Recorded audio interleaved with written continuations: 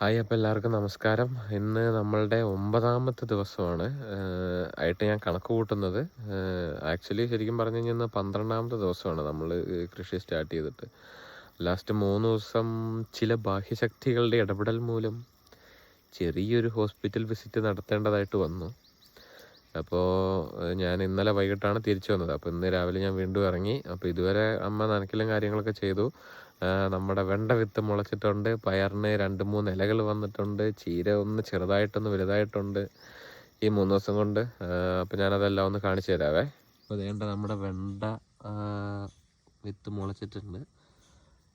അതുകൊണ്ട് ഇവിടെ നല്ല കാറ്റായത് കൊണ്ട് ചപ്പ് കരിയിൽ കുറച്ചിങ്ങനെ വന്നിട്ടുണ്ട്. അപ്പോൾ അതൊക്കെ ഒന്ന് മാറ്റി കൊടുക്കണം.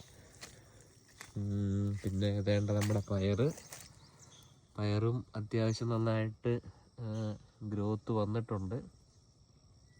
നമ്മുടെ പയർ, പിന്നെ നമ്മുടെ ചീര അതിങ്ങനെ കൂട്ടുകൂടി പോയി. എന്നാലും കുഴപ്പമില്ല, ഓക്കെയാണ്. അടുത്ത പ്രാവശ്യം നമ്മൾ പക്ക പ്രോപ്പറായിട്ട് തന്നെ നടും. പിന്നെ ഈ ചപ്പും കാര്യങ്ങളൊക്കെ ഒന്ന് എടുത്ത് കളയണം. ഞാനത് അപ്പം നനയ്ക്കാൻ വേണ്ടി വന്നതാണ്. അപ്പോൾ എല്ലാവർക്കും ബൈ. ഈ നല്ലൊരു ദിവസം ആശംസിക്കുന്നു.